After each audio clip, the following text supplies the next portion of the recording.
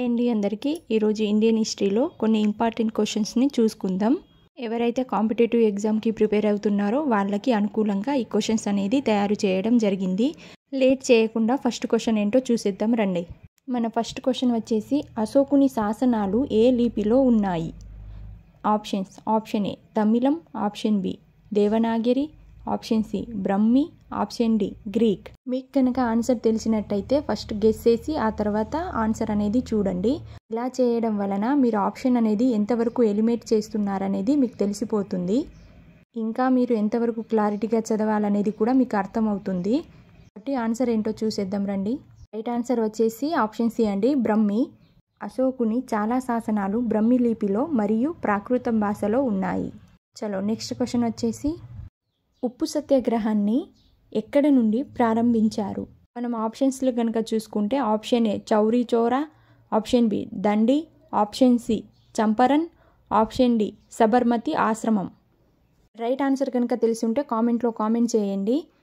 మళ్ళీ ఇంకొక విషయం, నా ఛానల్ కనుక నచ్చినట్లయితే సబ్స్క్రైబ్ చేసుకోండి. చాలామంది చూస్తున్నారు కానీ సబ్స్క్రైబ్ చేయట్లేదు. ప్లీజ్ అండి సబ్స్క్రైబ్ చేసుకోండి ఒకసారి. మరిన్ని యూస్ఫుల్ ఇన్ఫర్మేషన్ ఇవ్వడానికి ట్రై చేస్తాను. రైట్ ఆన్సర్ వచ్చేసి ఆప్షన్ డి అండి, సబర్మతి ఆశ్రమం. మహాత్మా గాంధీ గారు సబర్మతి ఆశ్రమం నుండి ఉప్పు సత్యాగ్రహాన్ని ప్రారంభించారు. చలో నెక్స్ట్ క్వశ్చన్ వచ్చేసి భారత జాతీయ కాంగ్రెస్ యొక్క మొదటి మహిళా అధ్యక్షురాలు ఎవరు? ఆప్షన్స్లు కనుక చూసుకుంటే option A Saraswati Devi, option B Annie Besant, option C Sarojini Naidu, option D Kamala Nehru. మీరు కనుక జాతీయ కాంగ్రెస్ గురించి చదివి ఉంటే ఈజీగా రెండు ఆప్షన్స్ని ఎలిమినేట్ చేయొచ్చు. ఆప్షన్ ఏ సరస్వతీదేవిని ఎలిమినేట్ చేయొచ్చు, ఆప్షన్ డి కమలా నెహ్రూ. ఈ రెండు పేర్లను మనం జాతీయ కాంగ్రెస్లో ఎక్కడా చూడము కాబట్టి ఈజీగా ఈ రెండు ఆప్షన్స్లు అనేవి ఎలిమినేట్ అయిపోతాయి. నెక్స్ట్ ఆప్షన్స్ కనుక చూసుకుంటే ఆప్షన్ సి సరోజినీ నాయుడు. ఈమె వచ్చేసి భారత జాతీయ కాంగ్రెస్కు మొదటి భారతీయ మహిళ. కాబట్టి రైట్ ఆన్సర్ వచ్చేసి ఆప్షన్ బి అండి, అనీ బెసెంట్ గారు. భారత జాతీయ కాంగ్రెస్కి మొదటి మహిళా అధ్యక్షురాలు ఎవరు అని అడిగితే మాత్రం అనీ బెసెంట్ అని ఆన్సర్ ఇవ్వాలి. అదే భారత జాతీయ కాంగ్రెస్కు మొదటి భారతీయ మహిళ అని అడిగితే మాత్రం సరోజినీ నాయుడు అని ఆన్సర్ ఇవ్వాలి. It is clear. Next question కనుక చూసుకుంటే 1757లో ప్లాసీ యుద్ధం ఎవరి మధ్య జరిగింది? ఆప్షన్స్లు కనుక చూసుకుంటే ఆప్షన్ ఏ బ్రిటిష్ మరియు సిరాజుద్దౌలా, ఆప్షన్ బి బ్రిటిష్ మరియు మరాఠాల మధ్య, ఆప్షన్ సి బ్రిటిష్ మరియు టిప్పు సుల్తాన్ మధ్య, ఆప్షన్ డి బ్రిటిష్ మరియు శివాజీల మధ్య. రైట్ ఆన్సర్ వచ్చేసి ఆప్షన్ ఏ అండి, బ్రిటిష్ మరియు సిరాజుద్దౌలా మధ్య ప్లాసీ యుద్ధం అనేది 1757లో జరిగింది. ప్లాసీ యుద్ధం బ్రిటిష్ ఈస్ట్ ఇండియా కంపెనీ మరియు బెంగాల్ నవాబ్ సిరాజుద్దౌలా మధ్య జరిగింది.